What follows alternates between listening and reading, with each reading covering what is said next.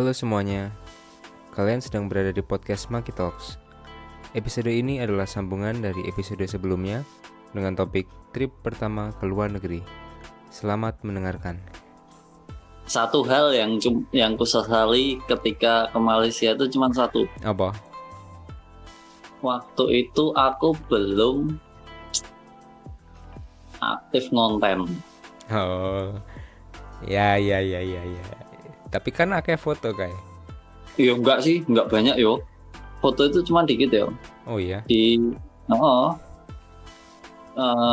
Karena memang waktu itu enggak ngonten dan HP juga kacrut kan waktu itu, masih pakai Xiaomi yang fotonya padanya itu. Memori entek bola-bali. Memori yang terbatas dan kamera yang kurang greget gitu. Jadinya ya, tapi overall itu pengalaman yang cukup menarik sih. Ya, jadi latar belakang kenapa aku memaksa ya, dalam tanda kutip ya, memaksa Akai untuk ke luar negeri gitu ya.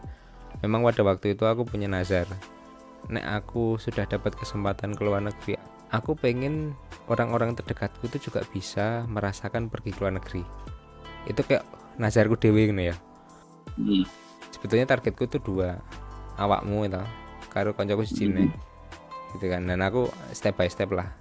Oke. Aku coba realisasikan ke Akai dulu. Ya udah, waktu itu kan kita sampai berdiskusi panjang tuh kayak piro ki ongkose, terus kapan ngono kan, aku sih duwe tanggungan gini tanggungan kuwi, timingin ngono kan. Ya sampai akhirnya ya wis ki pokoknya aku wis nunggu tiket, wis rasa kakean ribut rasa kakean cerigis, pokoknya sesuk budal. Wis pokoknya ngono tok, yang kamu butuhkan pokoknya mengurus paspor, selebihnya wis rasa dipikir. Nah, tadi latar belakangnya kenapa aku memaksakan itu kan, ya lagi-lagi aku merasakan pengalaman ke luar negeri itu tuh emang bisa membuat orang itu berubah bisa bagus bisa jelek. Nah, yang aku rasakan tuh level up tadi, naik level up confidence-nya naik, kemudian cara pandang terhadap dunia, perspektifnya juga naik ya, maksudnya kita jadi tahu oh ada dunia yang lebih luas ya selain yang ada di kita sehari-hari gitu ya. Itu yang aku rasakan, dan aku pengen ada yang merasakan lagi. Mungkin saya giliranmu kayak sing cerita kayak. Oke. Kita mulai dari mana? Pokoknya intinya kan waktu itu jadi gini teman-teman. Waktu itu tahu-tahu Andri ini WhatsApp bilang kayak kamu bikin paspor. Lah ngapain aku bikin paspor? Udah bikin aja. Oke. Akhirnya aku bikin kan jadi, dan kemudian aku bilang ke Andre, ini aku udah bikin paspor. Oke. Ini aku email tiket trip kita ke Malaysia lah. Oke. Dan itu kita nunggu cukup lama ya, berapa bulan gitu ya. Iyalah, yo sesuai dengan prinsip AirAsia lah, semakin jauh hari semakin murah. Tapi itu asik sih, maksudnya di aku sendiri karena memang belum pernah ke luar negeri kan, jadinya itu semacam penantian yang bikin penasaran gitu. Plus karena selama ini gambarannya Malaysia tuh ini di KL ya. KL itu Malaysia itu bayanganku kayak Jakarta gitu. Kok kayaknya lihat kalau di film atau di internet itu kan gedung dan jalan layang segala macam mirip Jakarta gitu. Jadi bayanganku ini paling sama sih kayak Jakarta. Dan kemudian kami berangkat ke sana itu Jumat malam ya. Yoi. Di bulan Jumat apa kayak? Di bulan apa kayak? Bulan Mei. Dan itu pas bulan puasa. Oke lah kalian nggak puasa, tapi akunya akhirnya bolos sih. Jangan ditiru. Itu kita berangkat malam ya, terus Sampai sana aku baru menemukan bahwa ternyata dari bandara sampai ke kotanya masih harus naik bis, dan gratis ya itu bisnya. Bayar gak sih? Bayar. Bayar. Bayar ding. Sekian ringgit. Tapi enak gitu. Maksudnya aku cukup kaget dengan suasana di sana karena ternyata beda sama Jakarta. Di sana sekali turun dari pesawat terus keluar dari bandara gitu, oke, ini lebih bersih sih kalau aku ngelihatnya. Terus ketika di bis kita sampai di KL Sentral itu di kayak semacam Gambir apa lah sih? ya. Gambir, di mana di atas ada stasiun bukan stasiun, monorel, terus di bawah ada kereta, bis, pusat transportasi lah yang turun di situ. Keluar mungkin suasananya mirip Jakarta sih, cuman memang yang kulihat adalah lebih bersih. Pertama itu lebih bersih, lebih lengang ya, bukan lengang, enggak uyuyuan tuh apa sih, Ini apa, desak-desakan. enggak desak-desaan dan enggak bising. Jadi di jalan pun ketika banyak mobil dan macet itu nggak ada klakson, itu wah keren sih itu kalau gua tahu, karena aku nggak suka kan bising klakson gitu. Di Jogja aja banyak, apalagi Jakarta, dan ternyata di situ nggak ada, nggak banyak. Terus orang-orangnya mungkin cenderung lebih lebih individual mungkin. Ya gayanya kali ya, kayak gayanya sih. Itu sebetulnya ada beberapa pengalaman toh kita waktu di Malaysia. Pamane pas cerak endi kae penginapan hotel kae kowe ketemu wong sing njaluk udut. Aku baru tahu ternyata di Malaysia pun ada orang yang datang tahu-tahu nyelonong dan minta rokok gitu. Terus ya ini gimana ya? Ini pengalaman real soalnya ya kayak ya. Jadi kita cerita apa adanya aja, dan sedikit jumping sedikit waktu di itu kayak waktu kamu nunggu di kafe itu loh kayak. Nah, itu kayak. Oh iya. Itu aku kena rasisme sih mungkin. Oke. Jadi ceritanya itu kan Andre sama istrinya mau belanja kan, just tip kan. Dan karena waktu itu aku kesleo ya. Ya iya, memang capek lah. Pokoknya capek, jadi aku milih untuk stay di cafe gitu. Stay di cafe dan kita udah bayar minuman, harusnya dapat wifi kan. Cuman passwordnya nggak dikasih gitu. Aku minta pun ditulis dan itu dimasukin juga nggak masuk. Sementara aku nggak ada paketan karena paketanku nebeng di Andre. Dan itu beneran ya sekitar 1 jaman cengok di situ dengan dongkol dan misuhin waiters cowok yang bangke itu. Waktu itu aku nggak tahu sih, nggak tahu kalau aku di rasisin gitu. Terus ketika si Andre datang kan, aku komplain, aku bilang, ini dari tadi wifi dikasih tapi kok nggak nyambung ya. Oh oke, kayak cabut kita. Dan baru dia jelasin, wah itu mungkin karena kita orang Indonesia ya. Iya. Sentimen ras atau negara gitu. Itu sebetulnya semacam komentar orang-orang lah. Kalau itu di daerah apa sih jenenge, kok aku lali sih? Bintang something Bintang. Bukit Bintang, ya. Bukit Bintang kan? Bukit Bintang, betul. Jadi di daerah itu kan Bukit Bintang tuh kawasan belanja, shopping area. Di situ tuh orang dihargai dari penampilan. Itu dulu aku dapat cerita lah sebelum akhirnya kamu kejadian itu gitu. Orang tuh dinilai dari penampilan. Kalau penampilannya perlente itu diladeni. Tapi kalau penampilannya biasa aja, cenderung yang low gitu ya, itu diremehkan gitu loh, kayak nggak dianggap.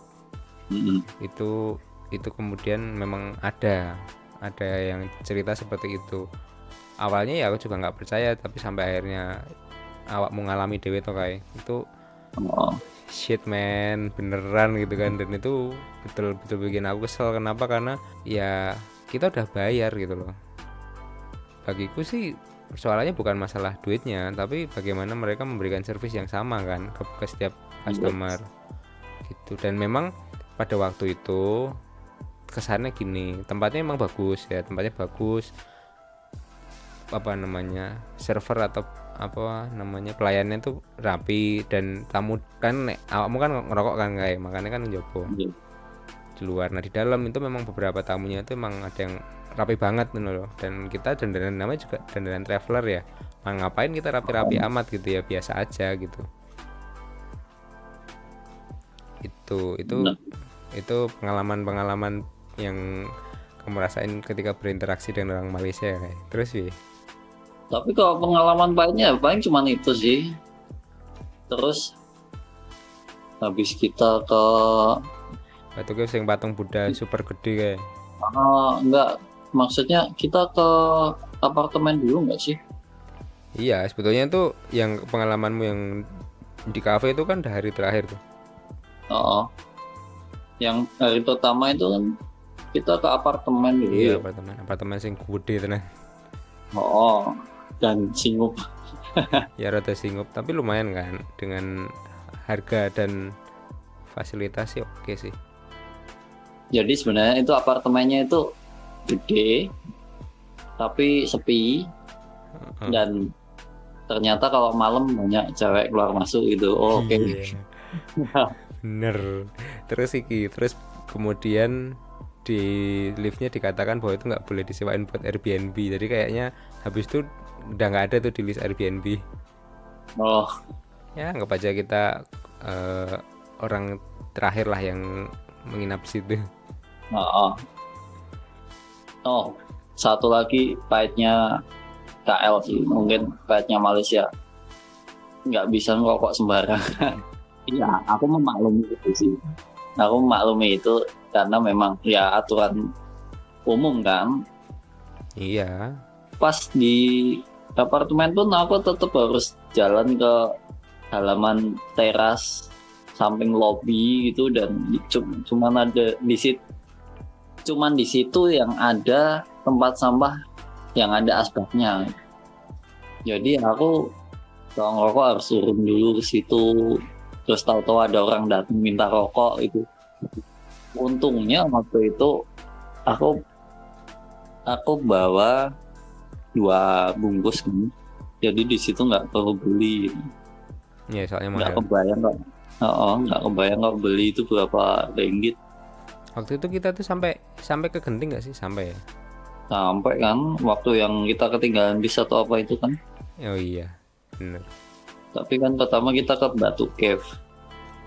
Iya. Batu Cave dulu itu sebenarnya yang menarik justru bukan Batu Cave-nya sih kalau aku, tapi perjalanan keretanya sih. Maksudku Naik kereta itu ya waktu itu ya kita ya. naik kereta itu keren loh. Ketika di sini baru ada busway dan itu pun carut marut ya kadang-kadang. Tapi di sana kereta itu bersih, sepi juga, dan tertib gitu. Enak aja sih maksudnya.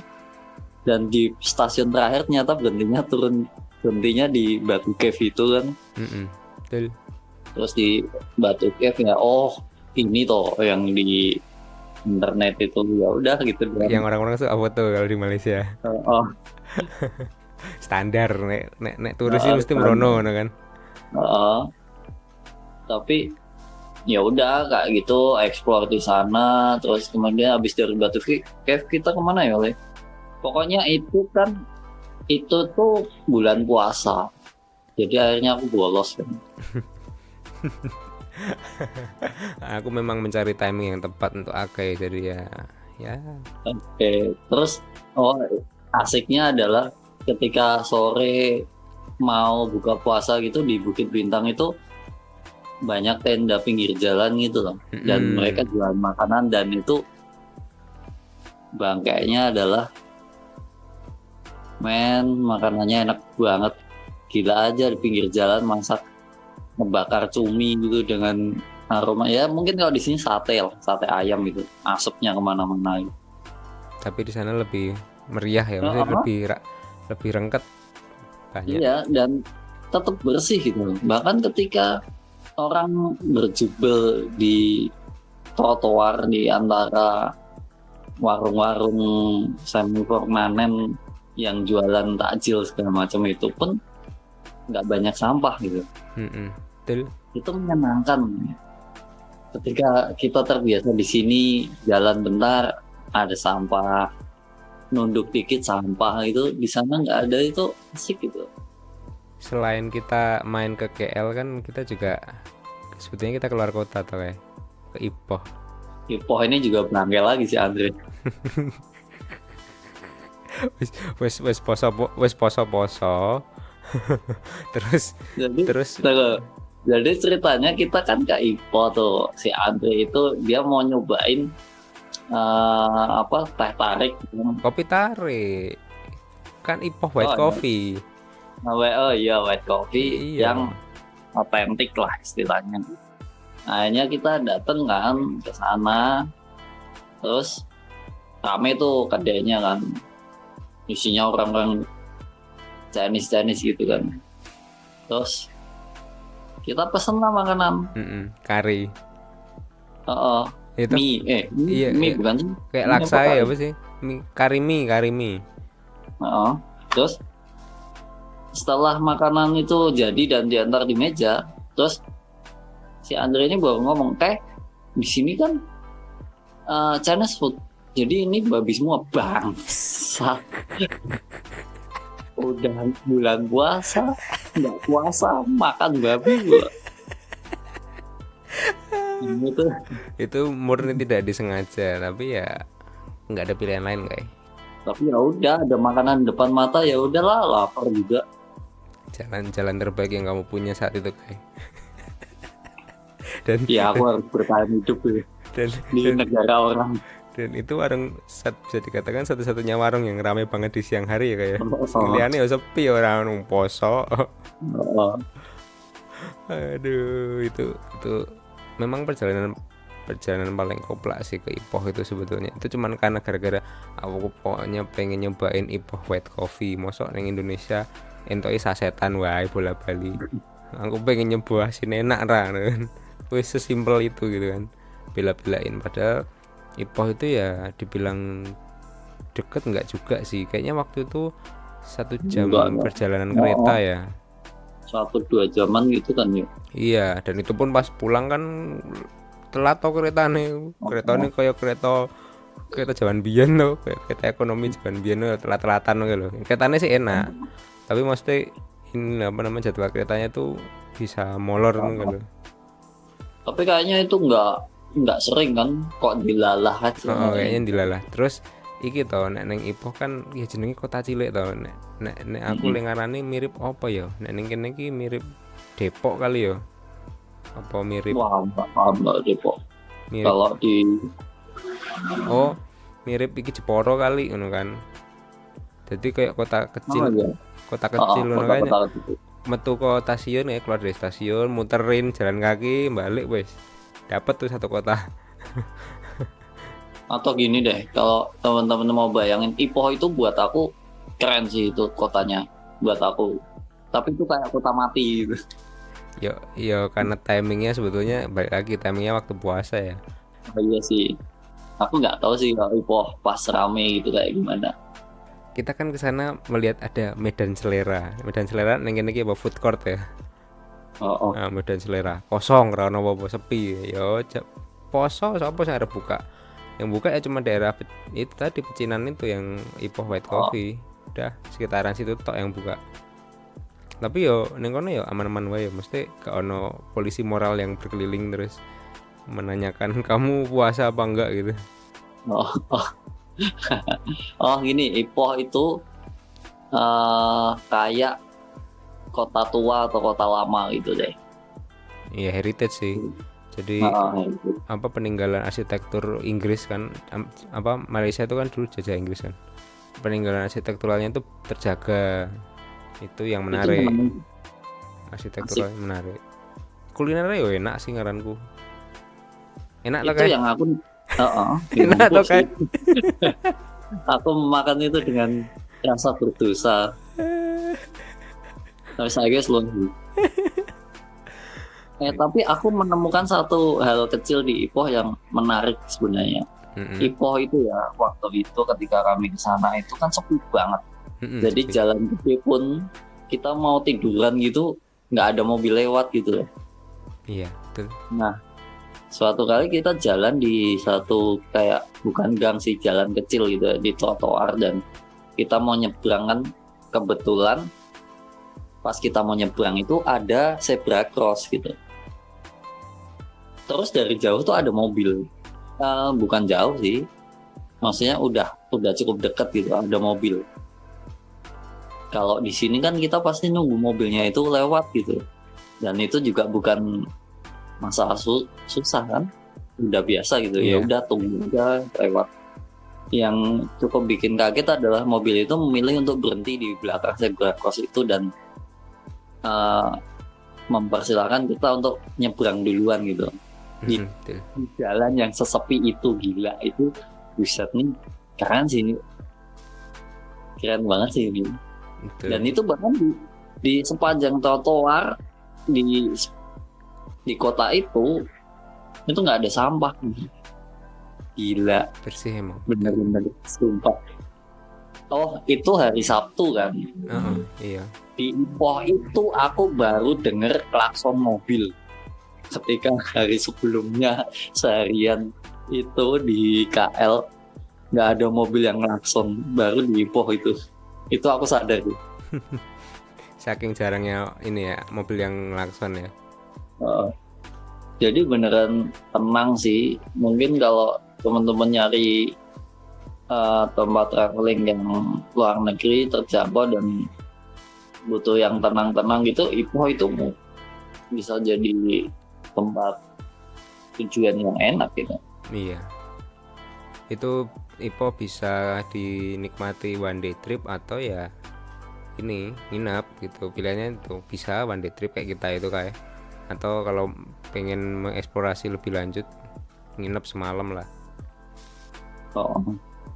Cuman ya itu apa sih ya, sepi gitu lah. Ya ini Nggak tahu sih preferensi ya. kalau hari biasa nggak tahu juga sih. Cuman waktu itu kok ya kebetulan sepi, mungkin pas puasa. Terus kan kita juga ke Genting tuh. Aku juga waktu itu Genting pertama kali kok. Jadi sebelumnya aku udah pernah ke Malaysia beberapa kali sama istriku, terus waktu sama Aka ini Genting pertama kali melihat tempat judi terbesar di Malaysia ya. Tempat judinya sih enggak ya, kita maksudnya enggak ke tempat judinya yang di dalam buat judi, enggak, cuma di kawasannya, di areanya itu. Yang asik kan pertama kan kereta gantungnya, pastilah. Kereta gantungnya itu asik. Terus monasteri. Iya, itu apa namanya, pagoda ya, kayak pagoda ya. Pagoda kayak biara gitulah. Itu keren tuh. Itu apa sih, kayak bukan kawasan apa sih ya, lingkungan Buddhis gitu. Tapi itu memang satu bagian dari Genting ya. Dulu aku pernah dapat cerita gitu ya, mungkin kayak sejarahnya Genting itu kan memang dibeli oleh seorang pengusaha dan kemudian disupport oleh pemerintah Malaysia karena dulu Genting itu tempatnya nggak ada harapan lah, nggak ada prospek. Nah, orang ini tuh menyulap Genting menjadi tempat yang sangat bernilai tinggi. Lalu itu dia mau buka kasino di situ, dan pemerintah Malaysia kan mengandalkan prinsip-prinsip Islam ya. Mereka tentu tidak mengizinkan adanya tempat perjudian kecuali di Genting. Keren loh itu. Dan di Genting juga ada ketentuan bahwa warga Malaysia yang Muslim juga dilarang untuk main judi di situ. Nah itu pun prinsip ya, aturan itu sebetulnya aku temukan nggak sengaja juga ketika kita jalan-jalan ke Ipoh kayak. Waktu itu aku nemukan satu kios lotre kayak. Oke. Ingat nggak ada kios lotre? Kita pokoknya sempat jalan. Di situ ada tulisannya, ada peringatan bahwa warga Muslim dilarang berjudi. Oh iya, benar. gitu ya, cuma gitu aja. Tapi prinsip itu tetap diterapkan di banyak tempat gitu. Kalau dikatakan genting tempat berjudi ya untuk kasinonya iya, tapi di kota ternyata ada tempat untuk lotre gitu tuh. Tapi itu menarik sebenarnya ketika Malaysia yang negara Islam, tapi mereka bisa eh, ada lotre dan terang-terangan dan cukup dengan tulisan itu. Ya kita nggak tahu sih umat muslimnya di sana diam-diam ikut judi juga atau enggak, tapi itu yang menarik adalah ketika tulisan itu dipampang gitu, Mm-mm. apalagi kayak genting gitu ya, dimana itu memang benar-benar tempat judi gitu, kasino dan segala macam itu kan juga kontradiktif sama negara Islam Malaysia gitu, tapi asik sih. Oh, aku ingat Apa? satu hal yang aku cukup sepet di Genting adalah mall yang segede Gaban, bukan Gaban nih, segede markas Megazord. Emang gede banget sih. Emang gede banget sih. Gila, itu mall segitu gede, itu jalan juga capek ya. Tapi ya ini balik lagi ke minat orang ya masing-masing ya. Kita kan waktu itu pasti. betul-betul murni cuma pengen tahu genting iki kayak ngopo toh. Karena kita kan bukan shopper ya, kita nggak belanja ya, kita nggak shopping. Benar-benar cuma pengen lihat, oh ini kita genting. Yo nggak pengen judi juga, nggak pengen shopping juga di situ. Jadi cuma lihat, makan, pulang gitu kan. Yang penting udah pernah tahu, oh genting tuh kayak gini. Gitu. Dan itu jadi satu pengalamanku ke luar negeri pertama kali yang cukup mengesankan sih. Soalnya aku pribadi juga suka dolan kan, cuman dolannya di dalam negeri, bukannya gimana sih. Gini, aku lebih suka dolan di tempat-tempat yang nggak mainstream dan bukan tempat wisata keluarga atau tempat wisata viral gitu. Jadi ketika ke Malaysia itu juga jadi dapat satu sudut pandang atau pandangan yang kayak gini ya, luar negeri itu memang beda sih dari karakter manusianya, terus tata kota segala macamnya itu juga ini sih. Yang aku inget ketika kita di KL itu loh, ketika sore jam pulang kerja itu loh. Itu tuh waktu kita naik bis kan waktu itu nggak salah. Terus menikmati kita macet naik tuh. bis. Nah, itu beneran ya, tau lah hektiknya pulang kerja kayak gimana. Tapi serius, bahkan di jalanan macet pun nggak ada klakson gitu. Buset, ini macet dan nggak ada klakson, gila. Bener-bener yang apa ya, beda banget gitu sama di sini. Itu menarik gitu. Ngelihat hal yang kayak gitu tuh asik gitu. Jadi pada akhirnya perjalanan trip luar negeri itu apa sih yang kemudian bisa entah mengubah cara pandang, entah mengubah target ke depan. Misalnya kamu punya sesuatu yang pengen kamu realisasikan terus jadi makin terpacu atau apa? Kalau aku mungkin dua hal sih. Yang satu, kalau dari sisi karakter manusia gitu, ya mungkin memang beda sih ya. Kayak misalnya itu di Malaysia atau mungkin yang kita tahu kayak di Jepang itu, di mana mereka benar-benar taat aturan dan etika yang mungkin kadang-kadang kontras banget sama di sini gitu. Itu bikin aku jadi melihat dari sudut pandang yang lebih luas, bahwa di luar sana itu ada manusia-manusia lain dengan dengan aturan lain yang beda banget sama kita gitu. Jadi kayak semacam yang selama ini ngelihatnya cuman Jawa gitu, baru Jawa. Jawa aja udah beda dari yang Semarang, Jogja, Jakarta, Surabaya gitu kan pasti Iya. udah beda. Belum yang beda pulau gitu. Misalnya Bali untuk Kalimantan, Sulawesi, Sumatera, Papua gitu kan pasti udah beda. Apalagi di luar negeri gitu. Itu menarik. Itu kalau dari sudut pandang manusia. Kalau dari sudut pandang dolannya ya entah kenapa itu justru malah bikin aku pengen explore Indonesia lebih banyak lagi sih. Sepakat. Itu satu hal yang bisa dibawa terus sih. Jadi ngetrip itu memang akan memberikan kita apa ya, gagasan atau ide-ide yang seger gitu ya untuk kita buat improve diri kita sendiri, atau ya gue introspeksi diri kita sendiri. Balik mana ya Dan sebetulnya, membuka sudut pandang sih. balik mana setiap orang mungkin punya misi yang berbeda-beda ya. Kalau mau traveling mungkin ada yang cuma buat senang-senang, ada yang emang tadi menikmati momen dengan diri sendiri gitu loh.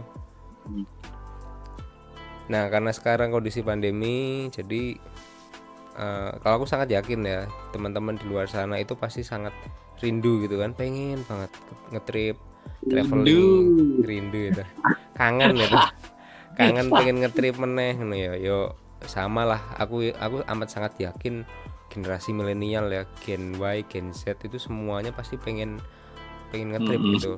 Jadi bersabarlah, aku mau ngiso ngomongin ya, bersabarlah sampai semuanya ini sudah menjadi baik-baik saja. Karena bagiku tetap utamakanlah keselamatan dan kesehatan kalian dulu sebelum akhirnya kalian bisa menikmati traveling itu dengan aman. Tapi aku punya cerita dikit deh. Ya. Karena aku kan biasanya misalnya 1 atau 2 bulan sekali pasti keluar gitu. Ke pantai lah. Kalau nggak ke Jogja, biasanya ke Jogja atau ke Jepara gitu. Yeah. Biasanya keluar seringnya ke pantai karena itu kayak semacam apa ya, ngelepasin pikiran gitu. Di sana cuma duduk aja gitu berapa jam, duduk rokok minum es gitu, tapi ya kayak semacam dapat energi baru. Nah pandemi ini kan udah hampir 6 bulan kan. Sempat sekitar mungkin 1 atau 2 bulan yang lalu ya, itu aku beneran yang aku tahan kayak gimana pun itu aku nggak bisa fokus kerja gitu. Gila ini kenapa, aku coba mikir kan, kenapa aku nggak bisa fokus kerja. Terus aku pikir lagi, apa mungkin karena aku berapa bulan nggak dolan gitu, dan kemudian aku memutuskan untuk dolan di tengah pandemi. Tapi waktu itu kan aku bikin rute gitu dari Semarang ke selatan ke Salatiga, Boyolali, terus ke arah timur ke Purwodadi, sampai ke Meranggen, terus balik Semarang. Jadi rutenya itu muter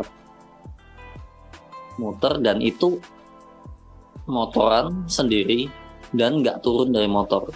Dalam artian kita nggak masuk ke tempat wisata, jadi beneran di motor doang, muter doang itu. Waktu itu sempat aku tracking kan, aku nyalain tracker gitu. Totalnya sehari itu berapa? 8 jam kan? 8 jam dan 230-an kilo gitu. Udah itu beneran yang muter gitu, nggak berhenti. Terus kalau misalnya terus bawa minum sendiri, bawa makan sendiri. Kalaupun berhenti buat makan minum, cari tempat yang nggak di kerumunan, kayak misalnya di teras Indomaret atau apa gitu. Kalaupun di teras minimarket atau pom bensin, jaga jarak sama orang gitu. Jadi benar-benar protokol kesehatan itu aku terapin beneran, karena aku nggak tahu kan siapa yang bawa virus ini. Itu beneran muter seharian dan fresh, cukup fresh meskipun ya nggak full sih, tapi paling nggak Aku tahu yang bikin kamu full tuh apa. Kamu tuh nggak cuma butuh liburan, kamu tuh butuh belayan. Terima kasih telah mendengarkan podcast Monkey Talks. Kalau kalian suka dengan podcast ini, share di Instagram dan ikuti terus podcast Monkey Talks di Spotify, Apple Podcast, dan juga di YouTube. Sampai jumpa di episode berikutnya.